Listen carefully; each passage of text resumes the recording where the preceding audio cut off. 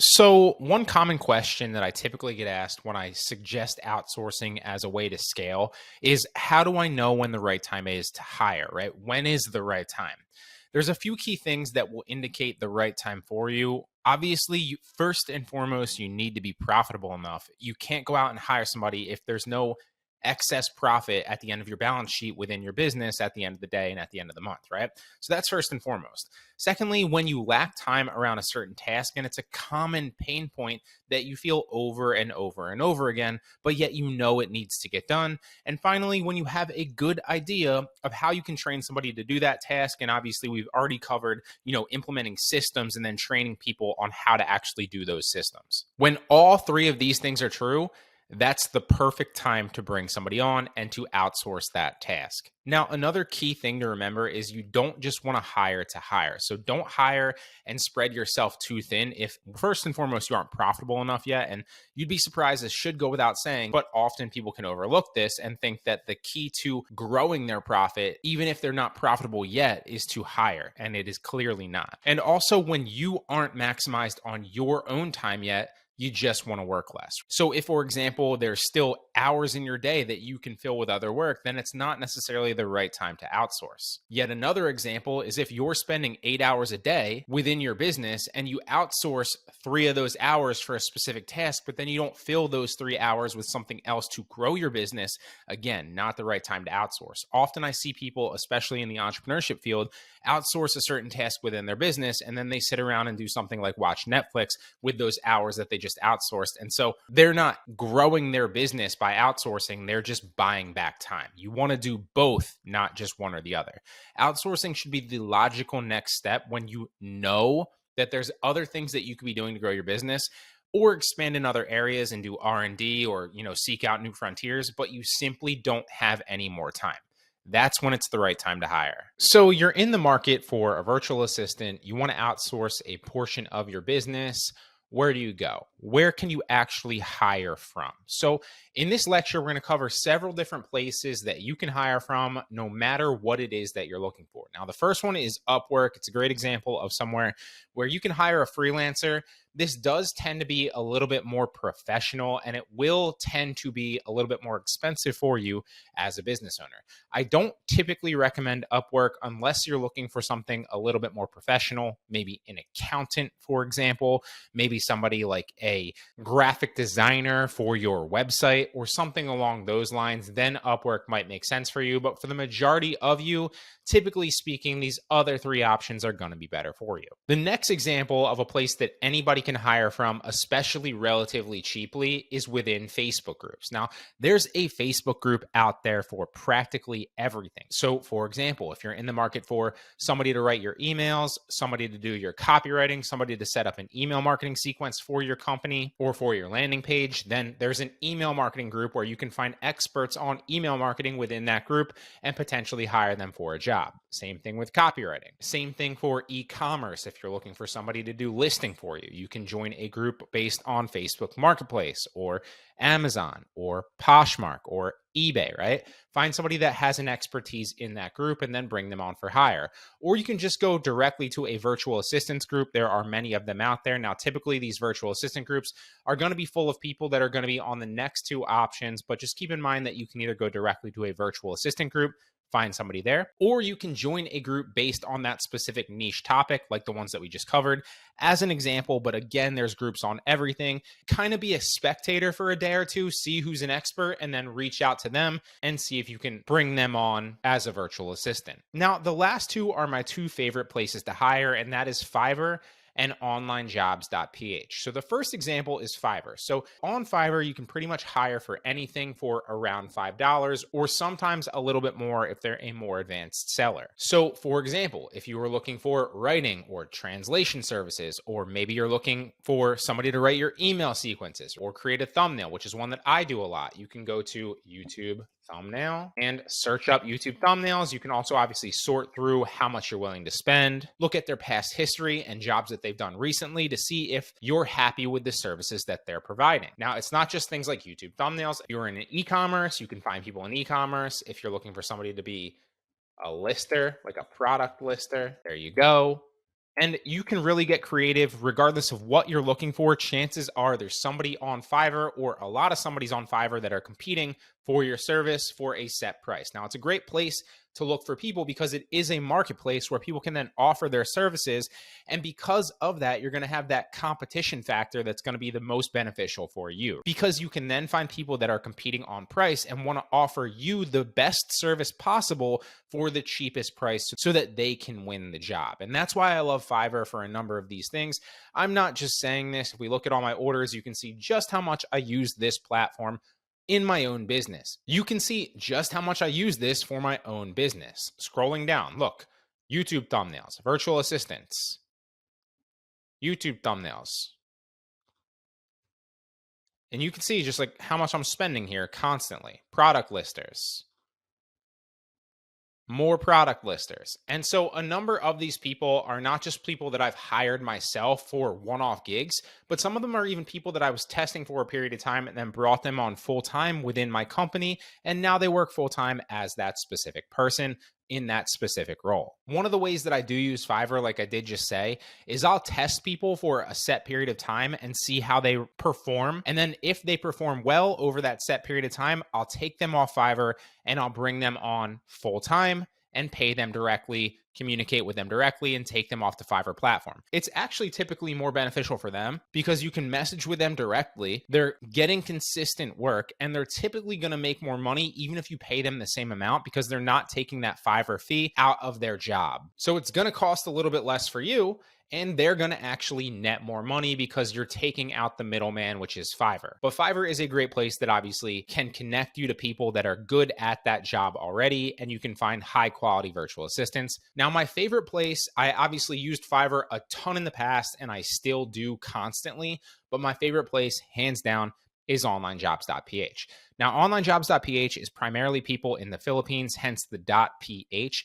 And the reason people from the Philippines are great workers for pretty much anybody in the world is because the cost of living there is super cheap. So you can pay them a relatively low wage based on wherever you are in the world, typically speaking. So it's cheap for you, but they have high quality skills because virtual assistants are a very valuable job and a very sought after job that a lot of Filipino workers try to become. The reason being is, for example, let's take Sally, who's obviously made up, right? Sally's making $2 an hour at a job where she has to leave her house, leave her family for 8 hours. It's a half hour or an hour commute to her work. She's making $2 an hour, and that's her current job. But if I brought her on as a virtual assistant, even for that low $2 an hour mark, she doesn't have to make that hour-long commute. She gets to stay home, work from the comfort of her own home around her family, and get paid the same exact amount and doesn't have to spend money to get there. It's a very sought after job because the cost of living there is so low, and a lot of people in the Philippines have high quality skills that are in value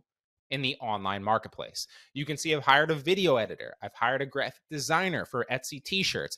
I also use this same graphic designer to design all my thumbnails for my courses now, and we redid all of them so that they look better to improve the click-through rate and obviously improve the sales. I also use the same person to redesign all my YouTube thumbnails, and you can see just how decent of a job that they've been doing. Before, they were absolutely terrible. Let me show you an example here. So these are the designs that they're redoing, right? They're creating all these more highly clickable thumbnails. This is an older thumbnail that is definitely not going to get the click-through rate as some of these other newer ones. And all my thumbnails looked like this. They were terrible. Now they look a lot better. They're more clickable. It's slowly increased my click-through rate. It's slowly increased the amount of money I've been able to make on YouTube. And so I cannot recommend onlinejobs.ph more. It's a phenomenal place where you can find high quality, skilled workers from the Philippines and pay them relatively cheap. No matter what it is that you're paying them, you can typically find people working here for as little as $1.50 or $2 even, and that is on the low end, all the way up to maybe $3 or $4 an hour. Some people expect more, but you don't have to go that route. When you're on onlinejobs.ph, the way that it kind of works is you want to create a job description, you want to then read through the applications, and then you want to ask follow-up questions for the applicants and give them a specific test task to see if they're actually able to do what it is that they say that they can do. And if they can do all those things, and if you seem to like them and they seem like a good hire, Then you can bring them on directly full time. And if you spend a little bit more time in the beginning, you can find really high quality workers here for super cheap. So this is literally what I wrote. I'm expecting full-time worker, which is roughly 40 hours a week, obviously, at $2 an hour. The ID proof you can set. So I always recommend going above 70 just so you can have a higher chance of the person being exactly who they say they are. If you go lower than 70, you're going to run that risk. So just keep this above 70. All this is stuff that when you log in, you're going to be able to see. I said, hi, I'm looking for a long-term product lister to list daily for me on many different websites, Facebook Marketplace, Poshmark, etc.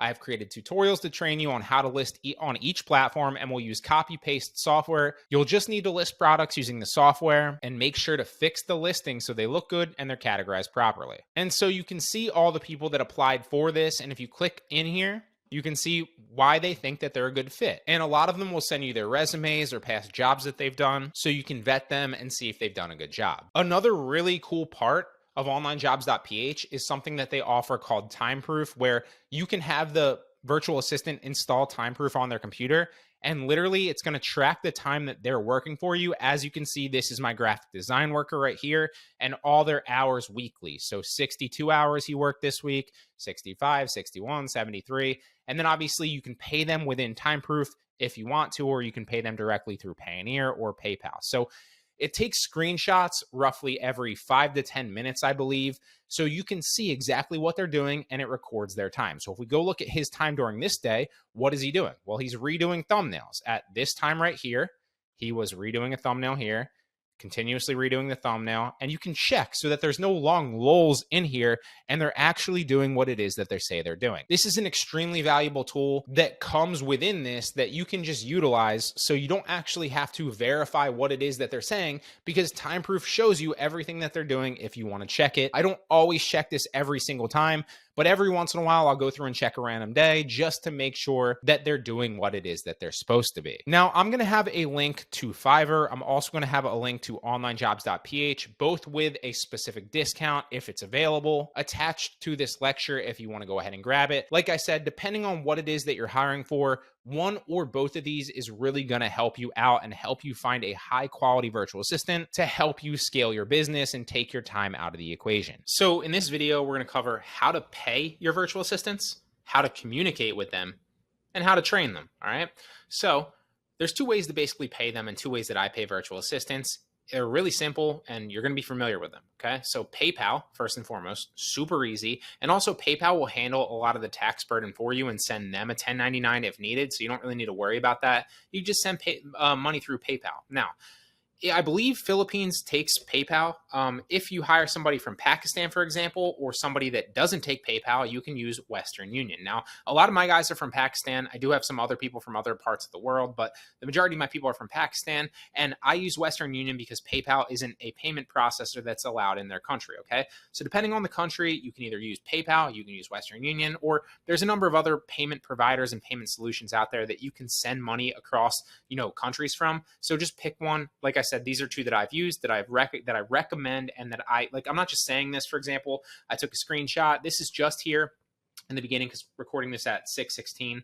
So just here in the beginning of 2022, you can see I've almost sent $20,000 to my virtual assistants to literally scale and run my business.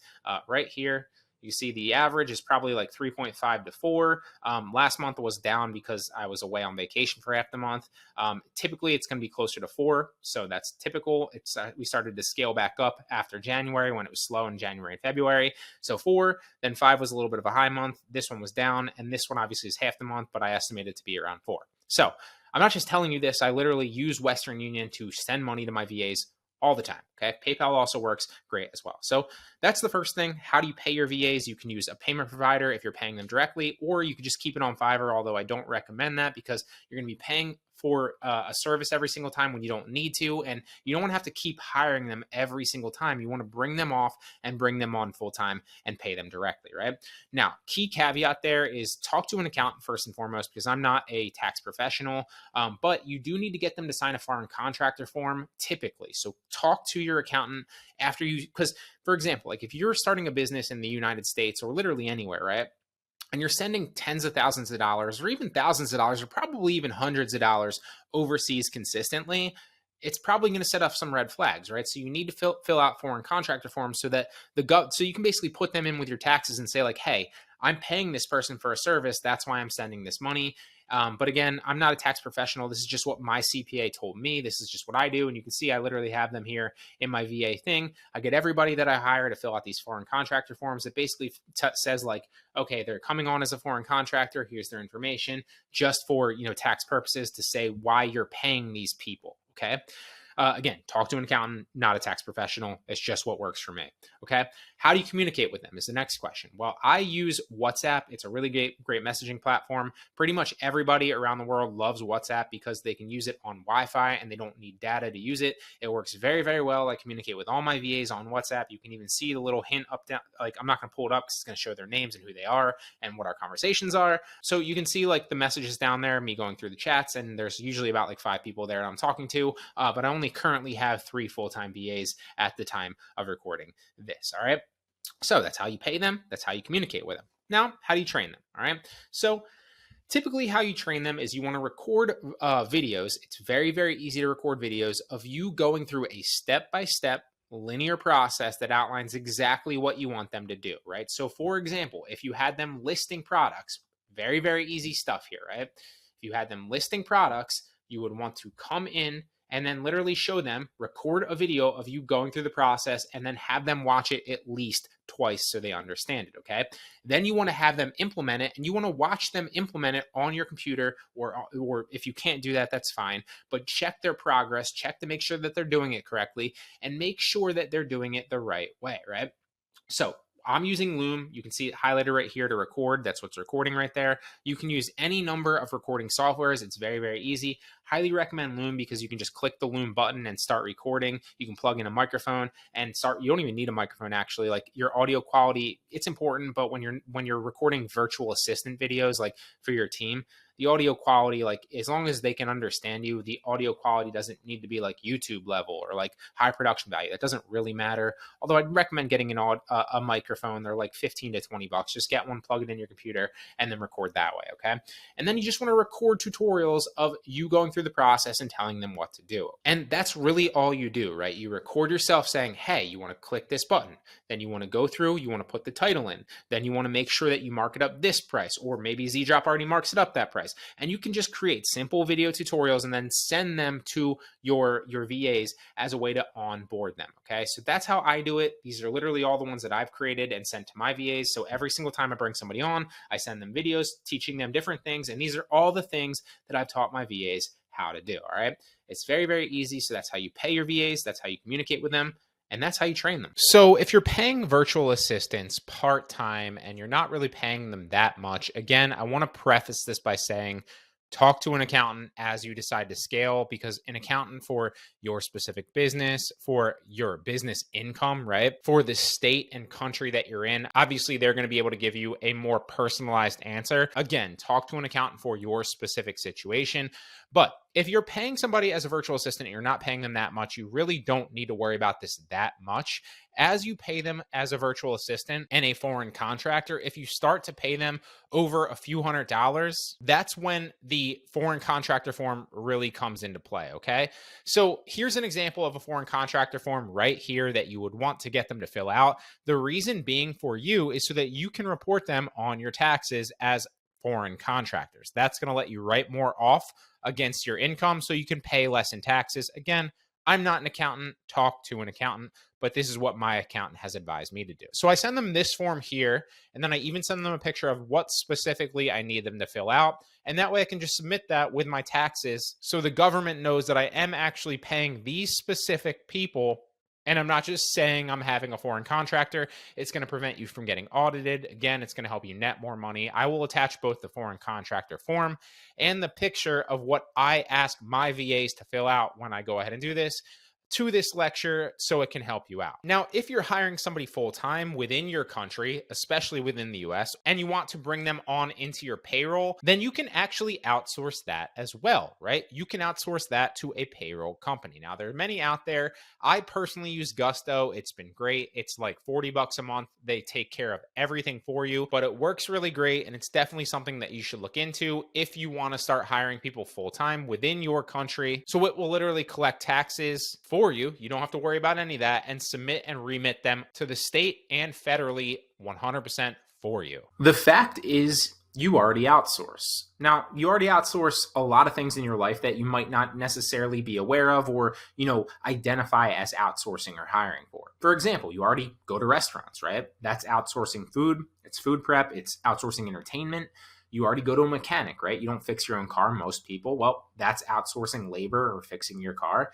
You go get your hair cut. I personally don't, but most people do, and you're outsourcing getting your hair cut or grooming. Now, you already outsource all these things. It's simply time to learn how to outsource your business or work. So why should you outsource? Well, it's going to save you time. Now, as you scale, you can buy back some of your time so that you can focus on other things or, do more of the things that you love and enjoy if that's what's important to you, okay? Also, you need to outsource to scale your business once you hit a certain plateau. As your business scales, you won't have enough time to grow it personally, okay? You'll need to outsource easier tasks that can be replicated easily and done by somebody else so that you can focus more on things like growth tasks, big picture thinking, exploring new frontiers, and tasks that obviously you are only able to do. You'll outsource all the tasks that can be easily replicated so that you can focus on those other things and scale, right? Now, you want to work on your business, not in it. We've all heard this, but if you're not willing to outsource, if you're not willing to hire, you're just going to be spinning your wheels working in your business, which essentially is just a glorified job. Okay? The key here is you want to leverage other people's time to grow quicker. You only have 24 hours in a day. You can only do so much and scale so fast with your own time.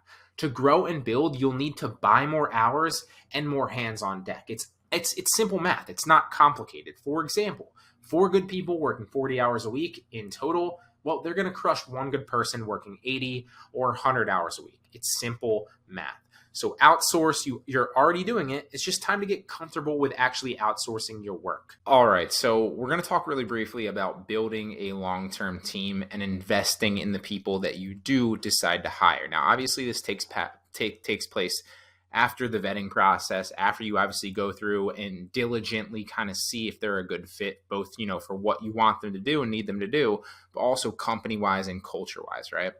Now, don't treat your people like transactions if you want them to stay and get better long-term, right? The better that they get, the better your business gets, okay? So be willing to teach them, be willing to invest time and resources into them, and also, be willing to roll your hands up and do the work yourself as well, right? That means being a leader, not a boss. Now, there's a major difference between the two, right? You want to show by doing and not necessarily, obviously, by just telling all the time. Now, this doesn't mean that you can't outsource and tell your employees or your virtual assistants or whoever you're hiring what to do, but if they get kind of the inkling that you're just delegating every single thing all the time and they're the ones actually rolling up their sleeves and doing the work, you're going to have a hard time keeping them motivated, right? So every once in a while, you need to show them that you're willing to do the dirty work too. You're willing to get in the trenches, roll up your sleeves and get to work as well, and never tell somebody to do something that you wouldn't otherwise do yourself. A really important thing to remember as well is that outsourcing doesn't just have to be to humans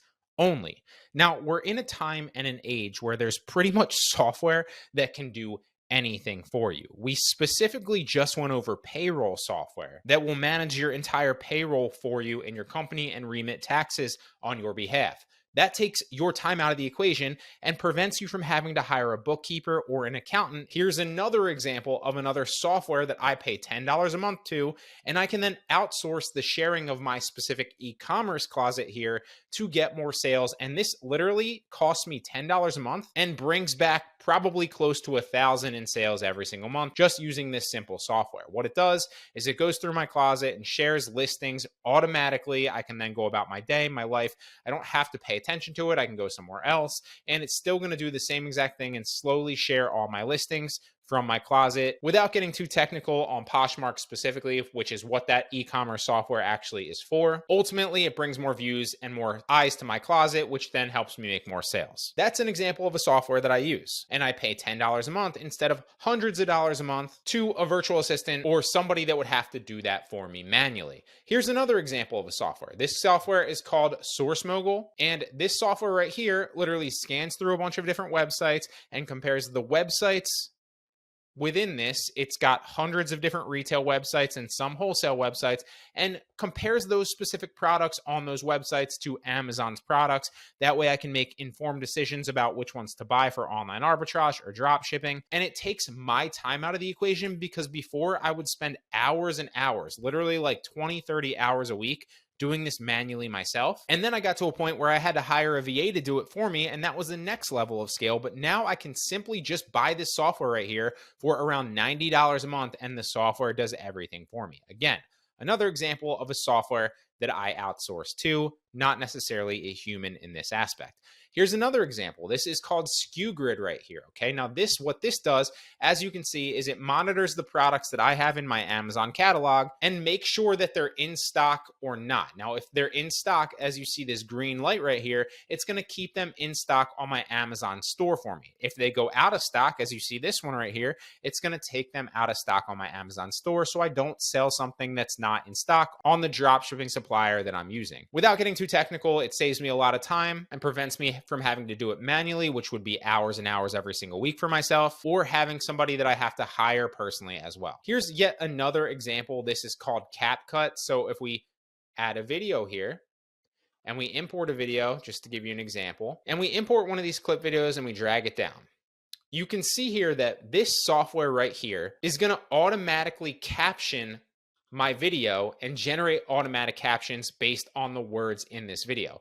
Now, a lot of people on TikTok and Instagram Reels and YouTube Shorts and all sorts of videos have this, and this is a service that a lot of people sell. And originally I used to outsource this to a specific video editor who would do it all for me, but I don't need to do that anymore because this free software right here does it all for me. The video is going to play and the text on the bottom of the screen is going to read out. I can also change the text, make it bigger, put a design on it. So let's play it. Is not always the case, and I have no clue why. For some reason, all car parts do well, especially on Facebook. So you get the picture. This is another software that I outsource to because, again, remember, outsourcing doesn't just have to be to humans. There are so many softwares out there that do jobs for you that you should, quote unquote, hire. So always be on the lookout for software that you can hire. And remember, you don't just have to outsource to humans. So one of the key lessons that I've learned, obviously, and this was taught to me, from the get-go, thank God, is that before you outsource or you hire anything, you need to make sure that you alone fully understand it already, right? Now, this should ideally happen anyway because you're not being like appointed manager, appointed boss in a company, right? That's not necessarily what we're talking about. If you are, then chances are you didn't just like get handed that job. You obviously worked your way up the ranks anyway, right? But if you're an entrepreneur or if you're trying to start your own company or if you're looking to outsource and hire, chances are you've been doing it yourself the entire time and now you need to hire somebody so that you can buy back your time, right? So chances are you're going to understand this anyway, but I feel like it bears repeating and it needs to be reiterated that you should understand this stuff before you hire and outsource it. Now, that doesn't mean that you have to master it, of course, but you better certainly know how to do it well. If you don't know how to do it well, then you won't be able to teach it well enough, obviously. And you also won't be able to verify that whoever you hire is doing it properly as well, right? So there's a perfect example of this, but it applies to pretty much everything. A lot of times when a CEO of a SaaS company or, somebody that's starting a SaaS company out or any software company really might understand the market. They might understand the market needs, right? And they might understand, what they want to build as a product/service, but they themselves aren't master programmers or they themselves don't know much about programming and writing code themselves, right? And so them hiring programmers, it's a real challenge in that industry because they can't sit there and verify that the programmer is doing what they're saying, right? It's almost like when you go and you get your car serviced. You're literally at the mercy of the mechanic and what he tells you, because you don't know anything about being a mechanic or fixing cars most of the time, right? Same thing goes with accountants and taxes, right? Like when you go, if you don't know anything about taxes, and that's a completely different topic, you should, as a business owner or as an entrepreneur or anything like that, you should learn taxes anyway. It's a good rule of thumb. But if you don't know anything about taxes and you go to an accountant, again, you're just at the mercy of what they tell you. You don't know enough. And so same thing with hiring programmers and SaaS companies as an example, but that whole example ties back into you and your company as well. Not only will you not be able to teach it if you don't understand it really, really well and you haven't done it really, really well yourself, but also you won't be able to verify that the people you're hiring are doing a good job. And so you might be paying them for a bad job or for not even really doing the job. And you might not realize that for, a couple weeks to a couple months. It happens all the time. So make sure before you hire or outsource for something that you fully understand it. You have to learn to let go. Now, there's always the fallacy of thinking that like no one else can do the work better than you, okay? Trust me, I thought the same exact thing and it hindered me literally for probably 3, maybe 4 years. And then finally, when I let go and I learned this lesson, my business took off, okay? Now, when you've been doing like something for a while, which chances are you obviously have, you start to think that you're the best at it, nobody else, or even, one of the best, or you're very, very good at it, right? And no one else will ever be able to do it the way that you can do it. So why would you hire someone else to do it? Even if it's something small, right? There's all these different nuances of what you do in the micro that is your macro business, right? And all these micro things, you might think like, okay, like why would I'm not going to hire somebody because I can do it really fast. I can do it really good. I'm not going to hire somebody for that because again, I can do it really fast. And like it literally applies to almost everything, right? But in order to scale any business, you must be willing to relinquish control, teach someone else, and give them the freedom to do the work themselves. Now, patience definitely pays, okay? And mistakes teach. You also need to be patient with those people that you do hire, obviously to a certain degree, and let them make mistakes, right? Mistakes are a good teacher, and chances are you learn through mistakes when you started as well. That doesn't mean that you don't teach them so that they can adapt from their mistakes. In fact, you want to teach them, right? You want to correct them and give them constructive criticism, which will tie me into a later point of like what to look for when you're actually hiring these people. And being able to take constructive criticism and a certain kind of archetype of person is what you're going to be looking for, right? But you need to let them and give them the freedom and let go. You need to let go, and give them the freedom to make their own mistakes here. And then obviously you're going to be able to teach them because you've made these mistakes before, right? But they're going to learn a lot more by doing and making the mistakes, and then obviously learning from them and getting the constructive feedback from you, right? And as long as they learn from these mistakes, as long as they're getting better, as long as they keep making, or as long as they don't keep making them, then it's obviously fine, assuming that these aren't like gigantic big mistakes that are going to tank your business overall. But again, like it's a no-brainer. You should be covering what those mistakes are and how to avoid them already preemptively in any training that you're giving your employees. And you should not just be throwing any VAs, any employees, any people that you're outsourcing to, like don't just throw them into the fire. You should be training them ahead of time and then monitoring the training when they're actually going through it, so you can ensure that you have a little bit of confidence in them and then start them slow, right? Also, you really don't want to give people risky tasks until they've earned that trust over time and they've proven to be good enough and competent enough at small, less important tasks, and then they can kind of move through the business, right? Now, if you're hiring somebody specifically for one task or one thing, start small, right? Give them the training, watch how they implement the training, right? Or test them on like a small scale and then critique them, watch them. And then obviously as they learn, you can keep doing that until you're confident enough to kind of unleash them. But once you unleash them, you got to be patient. You got to let them make mistakes here and there, right? Give them the freedom to do that and kind of, let them go on their way, right? You got to learn to let go or you're never going to scale. So I want to introduce you to the concept of hiring slow, but firing fast, okay? And this is taught in business management and hiring books and all sorts of places, but I kind of just want to outline the idea for you here. It doesn't mean that you want to fire people as soon as they make a mistake, obviously, okay? You still, like we've touched on, you still want to give them space to make those mistakes so that they learn, they can improve, and they can get better, right? Often though, they'll learn the most from making mistakes, so it's not always a bad thing if they do make mistakes. However, that does mean, though, that you should be way, way, way more selective in your hiring process and take your time finding the right people, right? If you identify, for example, somebody that isn't a good fit that you've already hired, then whether that's skill-wise or culture-wise, right? then you have to have like the chops. You have to have the balls to part ways with them and get rid of them. Okay. And you can still do that kindly. It's not like, you're saying like you're fired and being a dick about it, but you need to be able to part ways with those people when you identify that they're not a good fit. They're not a hard worker. They're not willing to adapt. They're not willing to get better. They're not open to construct, whatever it is, right? Whatever that is. Okay. Because if you keep mediocre people around, they'll continue to do mediocre work and your business will just end up being, you guessed it, mediocre. Okay. So obviously the key here is if you identify somebody that isn't really a good fit, isn't a hard worker, and you don't think that, patience and kind of nurturing and teaching and investing skills into them and investing patience into them is going to turn that around, you need to get rid of them. Okay. And you have to have, that's part of being a business owner and scaling a business, right?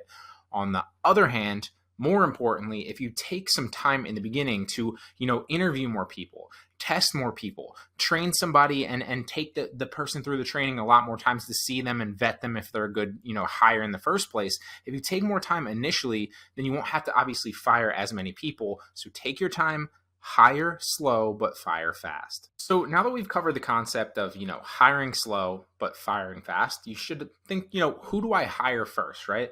Let me outline some specifics. And I want to kind of outline that this is not a set science. It's more of a rough template of what's worked for me. And I obviously run an e-commerce business that's virtual. It's it's a remote e-commerce business with several employees and myself. So take this and use it if you feel like it applies to you in your specific situation. If it doesn't, it's totally fine. You can just watch it. I think it'll teach you some things about, overall management and kind of starting to scale a company. However, if not, it's totally fine if you want to skip this one. All right. So the first person that you should think about hiring is obviously someone that can take the small tasks that you can outsource easily off your plate so that you can be working on your business and not in your business every single day, right? That's a no-brainer. There's probably a million little things that you need to do, and you need to go through and kind of literally take inventory of them and kind of assign. I like to go through and assign numbers. Like I'll literally write down every single thing that I do on a daily basis for like a week, right?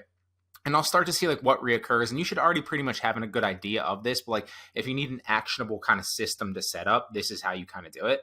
And then you kind of assign a number 1 through 10. 10 being like, okay, it's super important and it's also very, very difficult to hire for, and you can't really be replaced. You can't replace yourself doing that task. All the way down to 1 where it's like this is either very, very easy or it's super replaceable and you can hire somebody to do this, right? So for me, for example, like there's a lot of different things that like I do in my e-com business. Listing is one of them. And I'm just going to outline a few of these things. Listing's one of them, like product research is one of them. Customer service is one of them. Order processing is one of them. There's a number of things, but those are 4 just to kind of give you examples, right? Now, if I go through and I outline those, like the toughest thing in there is probably order processing, because I need to give somebody access to my credit card. I need to give somebody access to funds, right? I need to give access, or I need to trust somebody enough that they're not going to mess the orders up, because if they mess the orders up, not only am I going to have annoyed customers, but it's going to potentially hurt the metrics on my accounts on whatever the e-commerce, like whatever the marketplace that I'm selling on, and I sell on a number of them. And also it's going to potentially lead to loss of money, if not almost certainly a loss of money, because they process the order incorrectly, right? So there's a lot of risk there involved. However, as you move down, like there's many different things in between that, but as you move down, listing is probably one of the easiest things. It's something that's easily replicatable. And there's also software out there that will basically do 90% of the listing process for you. So all the person really has to do is verify that the software is doing it correctly, right? And then it's just a time game. So that's kind of how I outline things. And obviously listing was the first thing that I hired for, right? So figure out what small tasks in your business that it's easier to replace your time with somebody else's, rather than things that you're really not willing to give up and kind of let loose of yet. All right, so some examples of this, like I did say, are the dropship listers. So the first 2 people that I hired, well, 3 people that I hired realistically, the third guy I ended up letting go. Dropship listers, obviously people that I've hired for, order processors. So one person actually moved up the ranks and started becoming an order processor, which, like I did just outline, is one of the toughest jobs and the hardest to replace in my business. So now pretty much my virtual assistants and the people that I've outsourced to run my entire e-commerce business, which leaves me time to do things like this, right? Otherwise, I would be working in my business, processing orders every single day, doing customer service every single day, and I would never have any other time to do anything else, right? Another example is product research for hot selling products, okay? And there's a number of other things. I outlined 4 of them previously. So all these things I used to do myself, and all took literally all of my time, like night in and night out, from about 8 in the morning after my workout all the way up until like 8 at night. I was processing orders and I was making good money, but I had no other time to learn, to adapt, to get better in my business, to look for other potential, avenues that I could scale it in other ways, new frontiers and stuff like that. So all those things took all my time, but instead I took a step back. I stopped working in my business and I started to build systems and look to hire people that could implement those systems, right? And then I hired and trained people to do them. Now obviously my time's free to work on other things and to think about those new frontiers like we touched on and big picture ways to scale the business, okay? If you never have time to work on your business and think big picture and for like new opportunities, then you'll never be able to scale, right? And then at that point, like you might think like, okay, I don't have time to scale because I'm doing really, really well right now, but like all your time's working in the business. If you don't like export that stuff to other people and kind of let loose and let them do it so that you can think big picture and like, where your actual vulnerabilities are for the business and like where you need to like adapt and change, you're super vulnerable. Okay.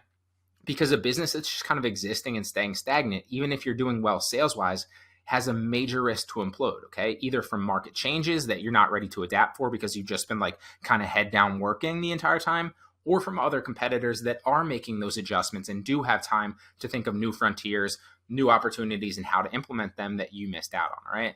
So don't let that happen. Hire and free up your time so that you can adjust, improve, and scale. Who should you hire second, third, fourth, etc., right? The second person is, it's pretty self-explanatory. It's somebody that is exactly like the first person. Chances are as you scale, you'll have plenty of these little simple tasks that you can hire or outsource someone else to do, right? In fact, you'll obviously need to hire and outsource these as well. And then the third person, and this could be like the fourth person, like I said, this is not an exact science, is a manager, okay? Because the thing to keep in mind is like, you want to avoid being the bottleneck in your business, okay? And bottleneck just means like where everybody comes back to, like you're the what it revolves around, right? And you can't be like delegating tasks all day or you're never again going to get something done. And that's going to end up being your job, just manager. Okay. So you can't be the bottleneck. And this becomes a challenge as you add more people. You will learn this, but it's good to kind of know that it's coming so that you can obviously go out and find a manager. One of the best tips I can give you is the best person in your business that understands the most about it, like that came up through the ranks and that you've hired and knows a lot about it besides you, should then become your manager. You should promote them and pay them well for it, right? So before you add too many people and you need to spend all day managing your employees, think about hiring a manager if you need to, okay? That doesn't mean hire a manager as your second person, right? The reason it's not the second person is simply because you can manage one person, right? Like you can delegate tasks to one person. You can train somebody well enough that they have the freedom and, to make choices and go out and do the things that you need them to do. It really starts to be an issue after you have 2 or 3 people. Once you have 3, it can be a kind of a headache unless these people are like super self-reliant. So just start to think about it. Obviously know that it's coming as you scale and hire more people and bring them onto your team. You'll need to obviously hire a manager or turn somebody into a manager so that you are no longer the bottleneck of your business, okay? And the more freedom you obviously give to your employees and the better you train them in the beginning, like it's a no-brainer, the less of a bottleneck you'll be and the more people you can bring on before you have to hire that manager, okay? So that's kind of the process of hiring and things to think about. Again, not an exact science. I just kind of wanted to outline and touch on what's worked for me in my business. All right, so another thing that's worked for me is hiring systems and not people. So this is what I mean by that, right? Well, I build systems that are easy to replicate. So this isn't necessarily for every type of business, but this is what worked for me in my business and running the virtual e-commerce business, okay? So instead what I did is I built systems that could be easily replicatable, and then I hired people to then implement those systems. And this is a very different approach if you think about it than hiring people individually, like hiring individuals that you think would be a good fit and then training each person differently and basically giving them like an overview of the tasks that you want them to do. Instead, I literally build like an A to Z step-by-step system, and then I hire different people to implement those systems, and that way it's easily replicatable, right? That way you're not at a complete loss, and this has happened to me a couple of times. You're at a complete loss and have wasted lots of time or money if somebody decides to leave, or God forbid you have to let somebody go, right? You can simply hire somebody new to implement that same system. And now you actually have a lot more experience teaching somebody how it could be done. And it should ideally be faster and a lot smoother this time, okay? Now I'm going to show you some examples of tutorials that I have in my business, right? But I'd rather hire somebody to implement my way of doing things rather than somebody who is already an expert or somebody that's already super good at it and thinks that they know how it's done, right? And again, like I said, this is not for every business, so this doesn't always specifically apply. But I think that this is a really good way to put it, because once you go through your business and like you need to outsource to scale, we're not talking about like Fortune 500 companies necessarily here, right? You're going to know exactly what needs to be done in the ways that it gets done the best, right? Because you're going to have that experience. That's why you're hiring somebody to take that off your plate so you have more time, right? So you're going to know how it's done, right? And you want to hire somebody and bring somebody on that's going to follow your system and is like able to kind of take constructive criticism. You don't want a master or somebody that's like already good at it. The reason being, and I've dealt with this firsthand the hard way and learned it the hard way, because that type of person is going to do their way, right, and not yours. And they're not going to be open to learning new strategies or methods or open to any constructive criticism whatsoever. I had one guy I can think of in the past that would take constructive criticism. Like, he wouldn't get mad or like say like, no, I'm not doing that. He would just say okay and then continue to do it his own way. And I had to go back like a few different times, and I noticed like he's not listening to what I'm suggesting. Like, and I was like, okay, I'll give him the benefit of the doubt. And then again, same thing, he would do it his way. And eventually after 4 times, I just had to let him go. And this is the person I'm talking about, because he had this set in his mind, like he knew how to do it better than me. And I'm not saying his method wouldn't work, but that's not how I wanted to do it in my business, okay? So those are some things to think about.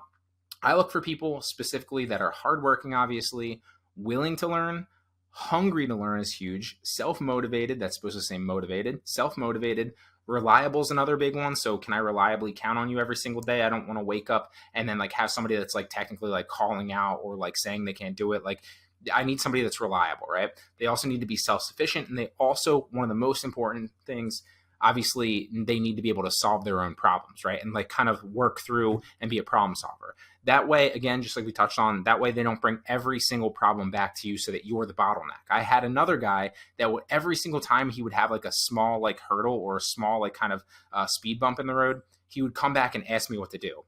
And like, that's kind of like, for lack of a better word, like cute in the beginning, because like they're learning and they don't want to make a mistake. But like, you need to give them, that's a you problem, right? Because A, you hired wrong. B, you didn't give them the freedom or like the confidence that they could go out and make those decisions and make those potential mistakes, right? And also, you didn't communicate that to them as well, right? So like, they need to be able to solve their own problems. And granted, there's a fine line and like a middle road there where like you don't want them making like super more important decisions. So you're going to have to kind of walk that line and explain that to them, and also kind of hold their hand in the beginning until you guys form that relationship over time. But if they bring every single little problem to you, you're never going to get anything done. And again, you're just going to be managing somebody who's doing the things in that you obviously wanted to hire for, but you're still kind of like over their shoulder watching to make sure. And that's completely defeating the purpose of why you hire them, all right? What I do is obviously create tutorials, which, are step-by-step walkthrough systems of how people can actually implement certain aspects of my business. And then I train my employees on those specific tutorials, right? And with that, I can get real-time feedback to improve my tutorials so that they're better for the next potential employee that I hire. And also, that way I can literally train them remotely and then watch what they're doing so that they're implementing the system. And I can literally watch for the checklist in the system to make sure, okay, this is what they're doing. Are they doing it correctly, or are they not following the system? Now, another example of this, I built this system out. This has an entire video walkthrough that's like part 1 of this. They watch the entire training tutorial. It's 35 minutes long. So this is like an hour-long training right here with an entire checklist that they go through. So I've built out the system. This is what I mean, right? It's not just like hey, you want to do X, Y, and Z. You literally step by step for them so that once they go through, obviously they're going to be slow implementing the system in the beginning. But then once they kind of learn it, it'll be second nature to them, and they're doing it exactly how you want them to do it, right? Open both links, do a quick look over to make sure they are the same products, check to see if it has sales. If it does not have sales, if it does have sales, you want to copy the ASIN. If it does, if it doesn't, right? So I've built out the system. That's what I want to kind of convey to you here. So systems over people, create systems that are easy to replicate. You want to stick with your employees long term, but that way you're not married to them if you do obviously need to move in another direction. So let's talk about why you must hire and outsource if you want to grow your business. So first and foremost, one of the realizations that I had was the actual limitations of a solopreneur.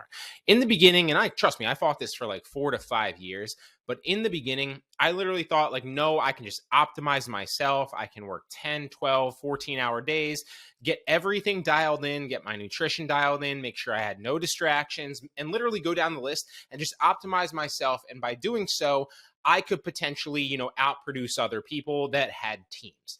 Well, obviously, that was the fallacy, and I was completely wrong. You can't. It does not matter how much you work, and it does not matter how much you optimize the time that you're working, even if you combine the two. You cannot outwork multiple people by yourself, and you can't certainly outwork other bigger businesses by yourself either, okay?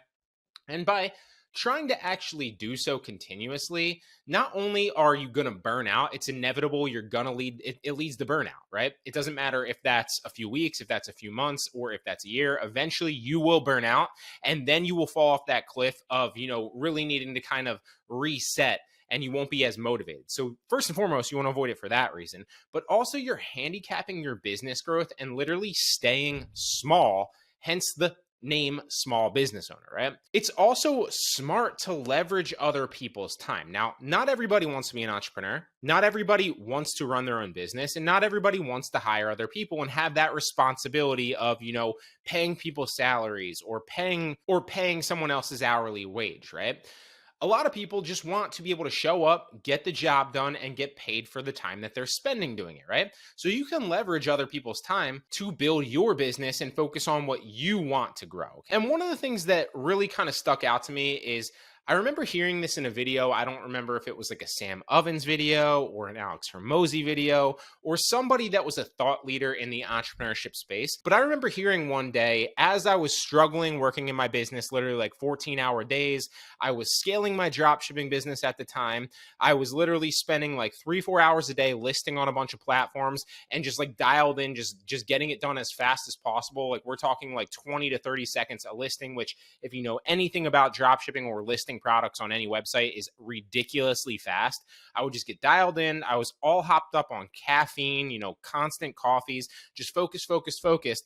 And also I would work long days and then I would process orders after, all the while putting out videos and doing other things. And I remember doing every little thing in my business until I heard a video one day. And I remember that video saying, if you want to make more than $10 an hour, then you can't keep doing $10 an hour jobs. And that kind of smacked me in the face because if you look at, what I was doing in my business, and I'm very sure that this is very similar if you're growing your own small business or if you're an entrepreneur, there are so many things in your business that you're spending your time on that are $10 an hour jobs or $12 an hour jobs or $15 an hour jobs, right? And it is stupid and unrealistic for us to expect that we can scale our business if we're spending a large majority of our time doing these 10, 15, $20 an hour jobs. You're never going to be able to scale doing it. You need to outsource those to other people so that you can focus on the jobs that are more high leverage, that are more high ROI, and focus on those. So if you want to scale, it's time to outsource. That's a no-brainer. The simple way to do it in step one is to simply identify what in your business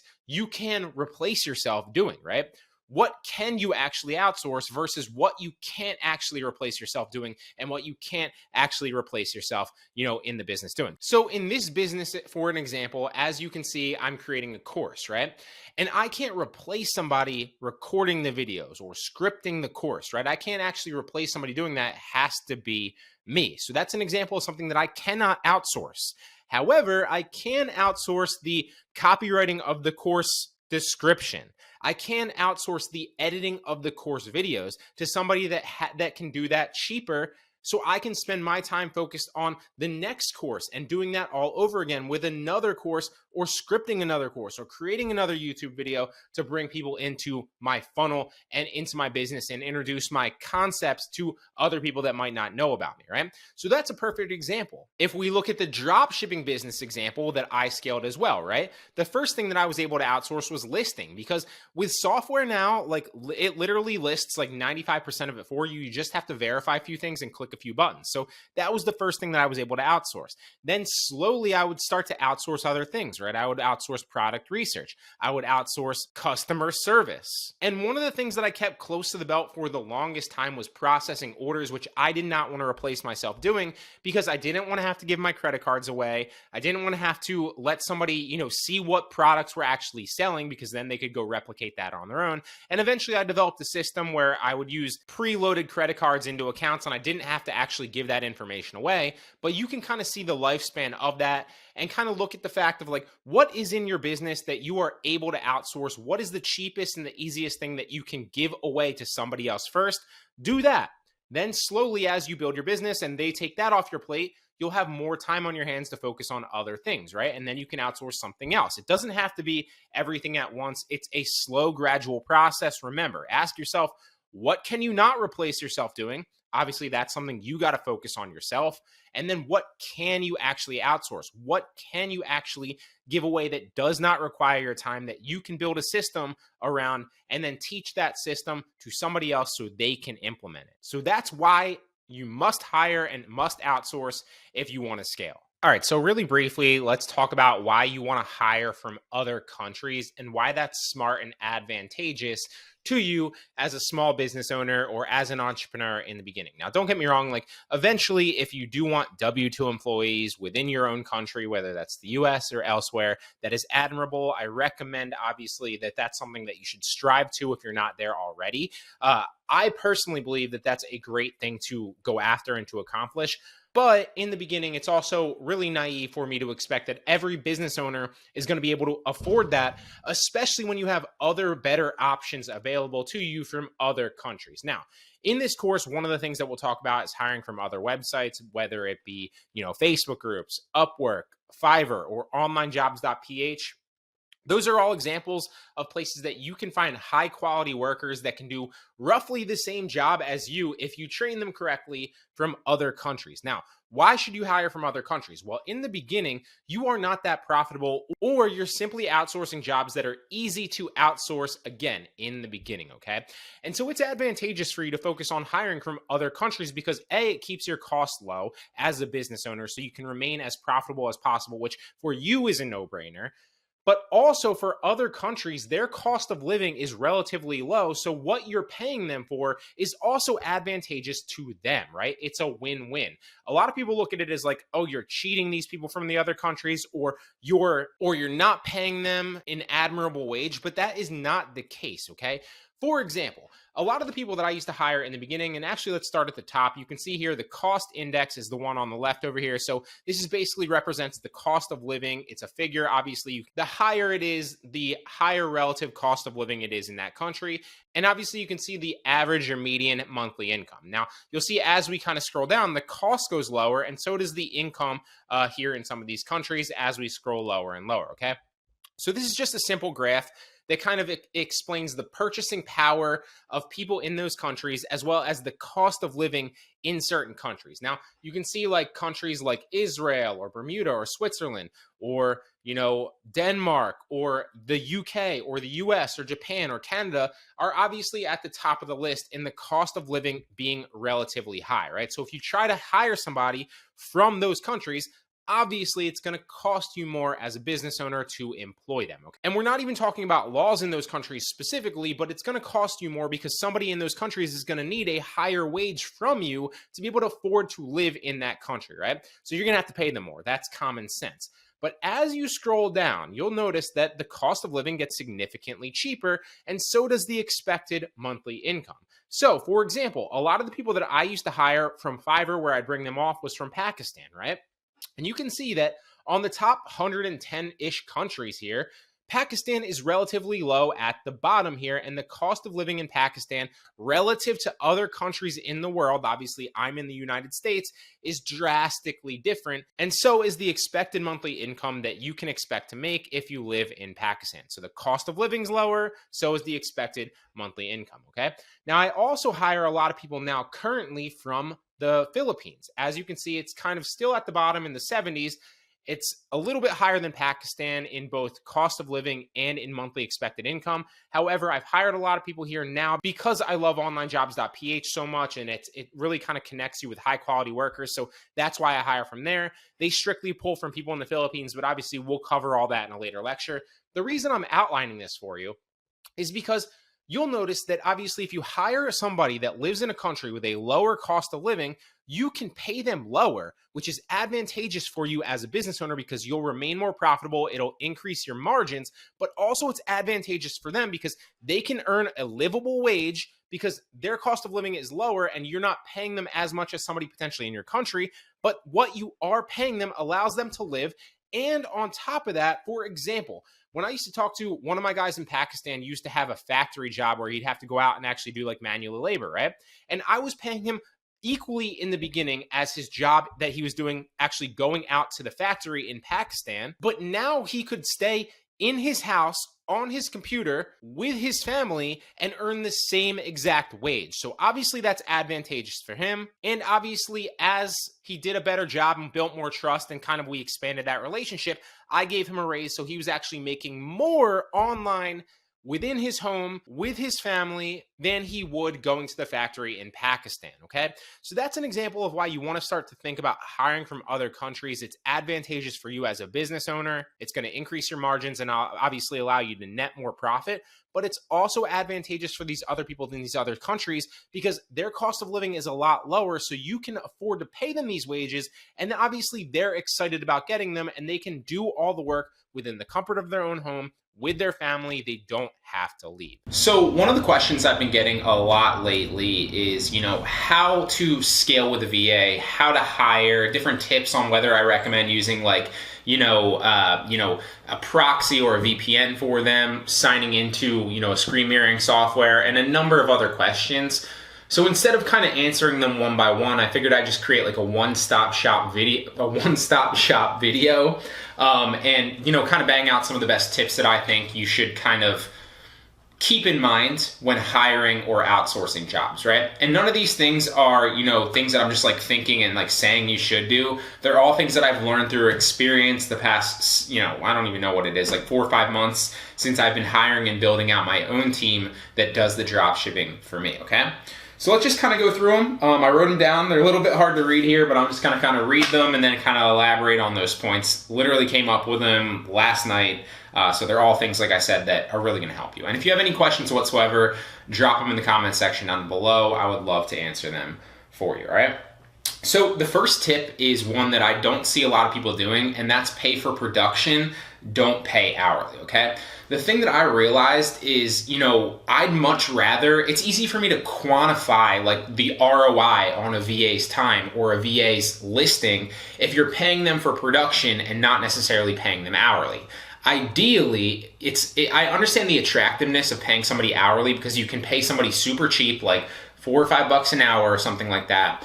And then you're hiring them for a long period of time, but the production within that time frame isn't, all the way up here because they're getting paid hourly whether they list 5 products or whether they list 50, okay?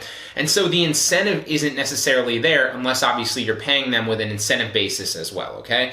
I personally like paying them for production and then verifying that they're doing it right and verifying that they're doing it, the way that I've built the system out, because then I can pay for 20 listings within an hour or 20 listings within 3 hours or whatever it is.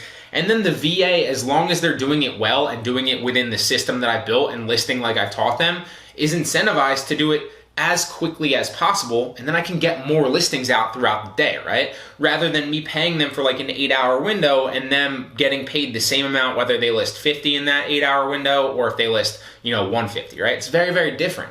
And so I'd recommend paying them for production, A, because it's going to incentivize them to get them done faster. Then you can obviously outsource and scale your business a lot faster without, whether it's listing or processing orders or whatever it is, right? And on top of that as well, it's easy for you to quantify the ROI on that because you can basically look at it and be like, okay, well, I'm paying my VA X amount a day for them listing, however many they're listing. I'm bringing back, Y amount in profit every single day. So I'm still net positive, and then obviously you're looking at it like a business, kind of like that. I did a terrible job of explaining that, but I still hope that you're kind of following that logic, okay? So like I said, recommendation is pay for productivity, not time, or at least start to think about how you can integrate that into your business model if that's something that you think is attractive, okay? At least test it out. I'm telling you, it works a lot better. I've tried both. Now, if you do pay hourly, one of the issues that you'll run into, as well as I did, because one of the things that I did, when I started to try to pay hourly, is you outsource to somebody that lives in another time zone, right? In a lot of ways, unless you're in the U.S. and you're hiring somebody like in South America or Central America or something like that, where you're similar time zones. Typically, you're going to hire somebody in like the Philippines or India or Pakistan or Russia or something like that, right? And so they're on a completely different time zone, so their day is in the middle of your night. And that's an advantage in a lot of ways because, you can have eyes on your business and be doing things in your business when you're sleeping, right? So somebody else is up while you're sleeping, and that can be an advantage. Although it's a disadvantage for you to verify their production because you're not there watching them. You're not there making sure that they're actually doing what they're saying while you're asleep, right? And so if you do decide to pay, hourly, you're definitely going to want something that's going to be able to track the productivity of the employee that you hire, whether it's, even an employee in a normal company, or if you're outsourcing to a VA, that lives overseas that you actually never really meet in person, right?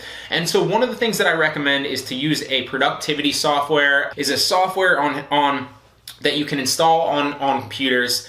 And then it will basically track how much clicks they're doing per hour, I believe, how much pages they're turning. It will show you all the data, like these are the URLs that they visited, this is the percentage of the times that they were active on the computer versus idle, and a number of other things. And then it basically feeds all that data into an algorithm to give them a productivity score, right? And so you can literally see, like, over the 8 hours you're paying them, and you want to average it out, right? Like, I'm not saying be like a crazy person and be like, you only did X, Y, and Z in the past 8 hours, like when you wake up in the morning. You want to kind of track that over time and average it out. But one of the things it will show you is, like, if your VA is super, super productive, or if your VA is like super, super lazy, you can literally see those major differences, because as you hire more and more people, you'll start to notice, like, okay, this person's really productive, this person's not really productive, and everything in between, right? So a productivity software is a no-brainer if you plan on scaling your business, because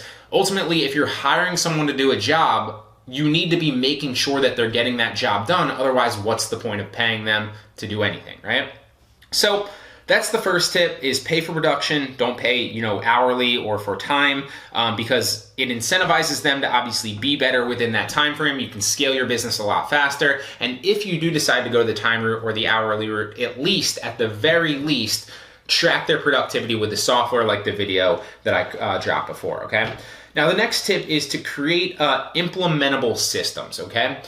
Instead of hiring somebody and, basically trying to retrain them like a new person every single time with like a new way to do it, or, whatever it is, instead just create an easily implementable system that you can then, train somebody with that same exact system, and it makes it that much easier, right? So for example, an easy example of this is like a listing system. So I've created tutorials that I literally give to every single new VA that I hire for a job, and it builds out a system, right? Like, I don't give them the freedom to be like, I want you to just use your judgment and this and that, because then that's going to change VA to VA, right? Instead, what I do is I built a system. I'm like, this is how you should list. This is what you're looking for in the image. This is what you need to mark the product up for.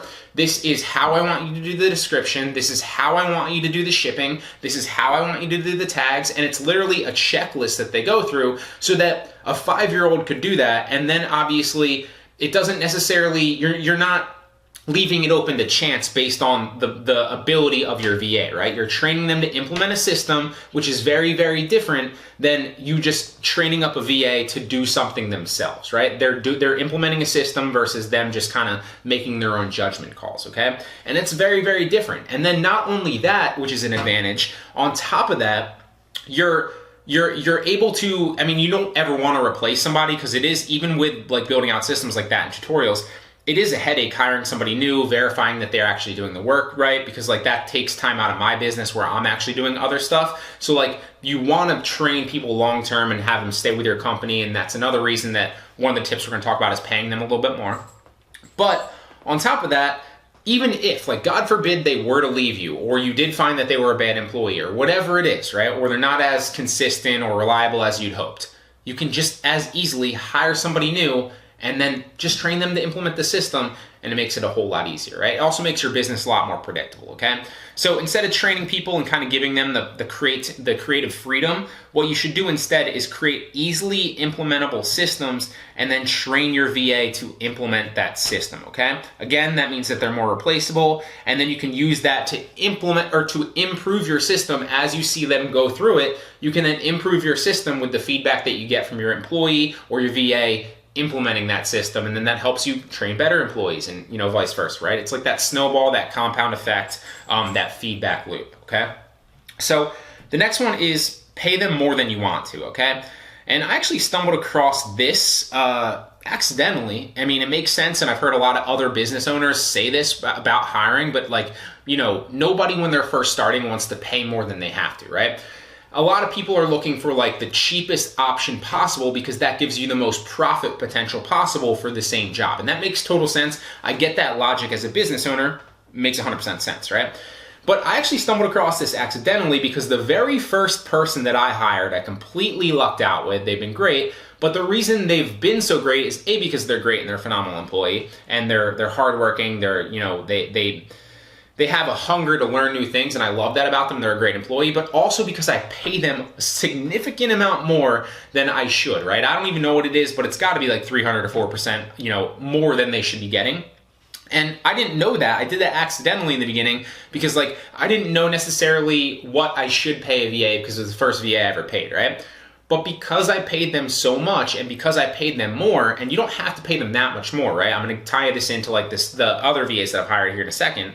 But what I realized is like that person's always willing to work. They're always waiting, and ready to work. They're always willing to learn and implement new systems. They're always looking for ways to care and improve my business. They treat it like it's their business.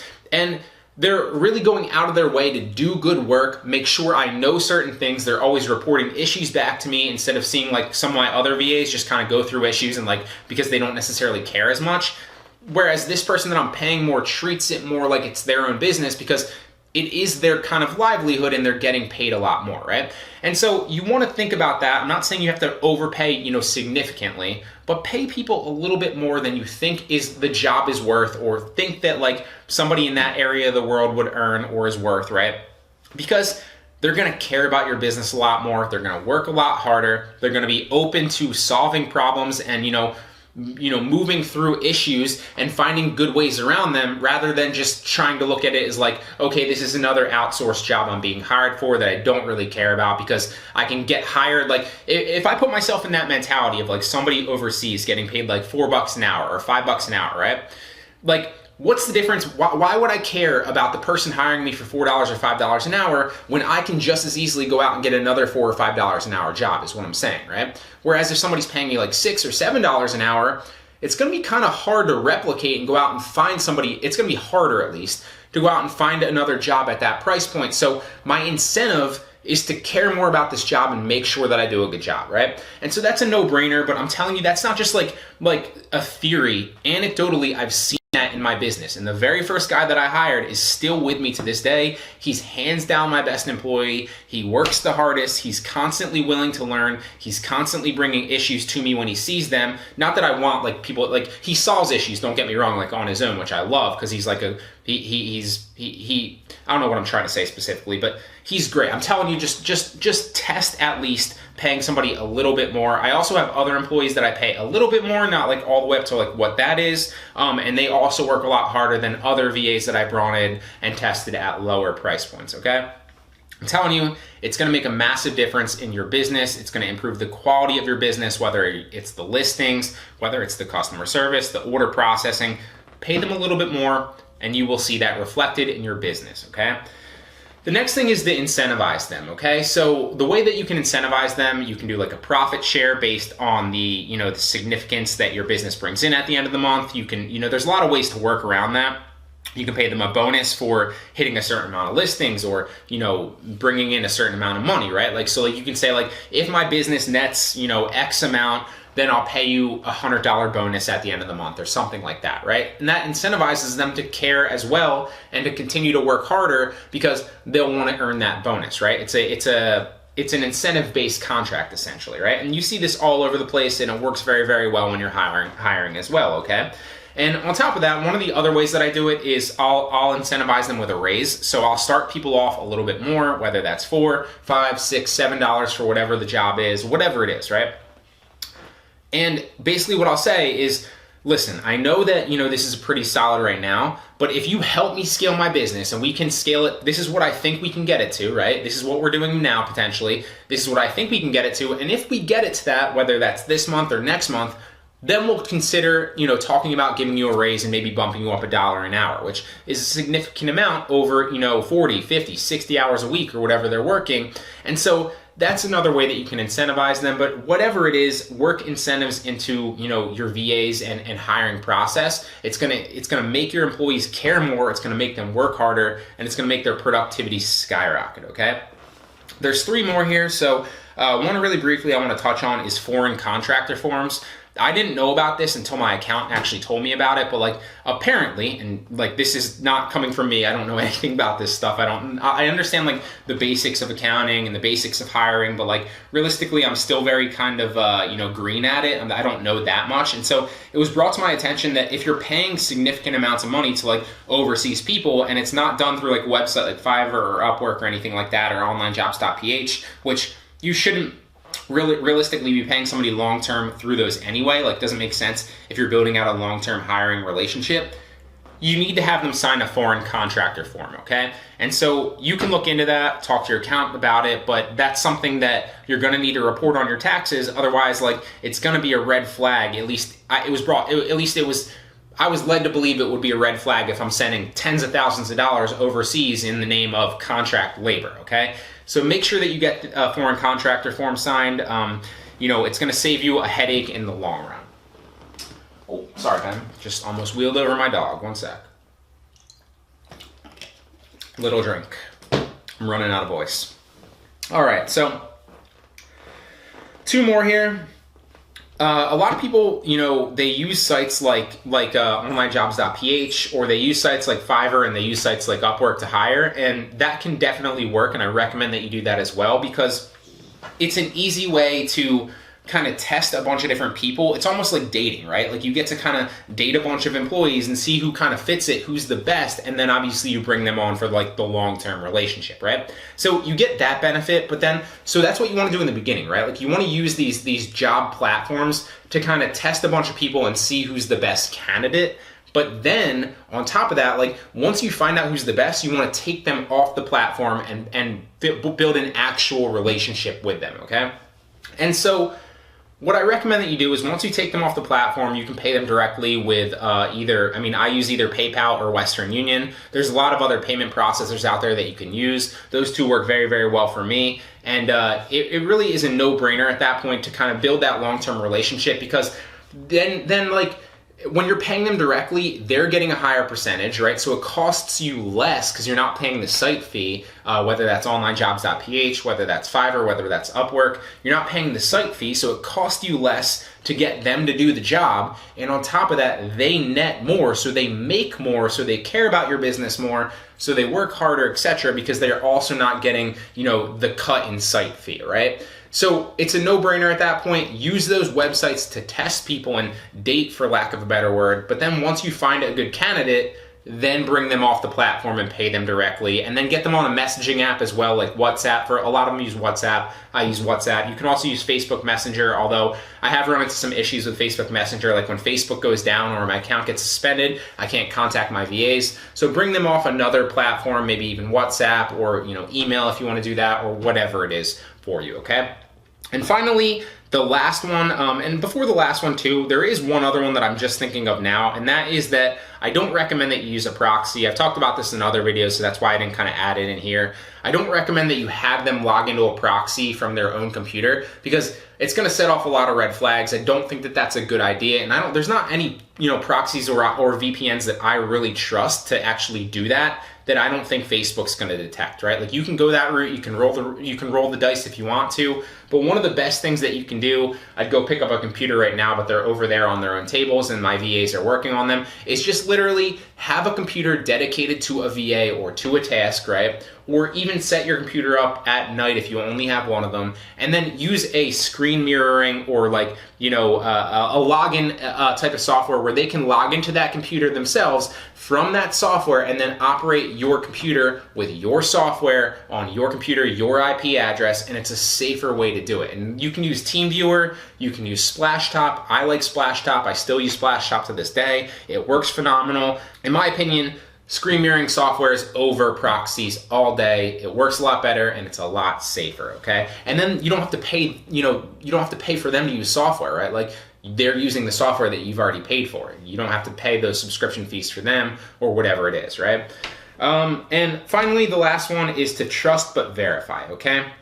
So for example, like with the productivity software, that's one that I've touched on before. You can check with productivity software, or you can count the listings if you're having them do the listings. You can go back and look at the messages if you're having them do customer service. You can go back and check the orders if you're having them do order processing, although chances are you don't really need to check the orders because you'll find out very, very quickly if they're messing up orders, if they're doing the order processing.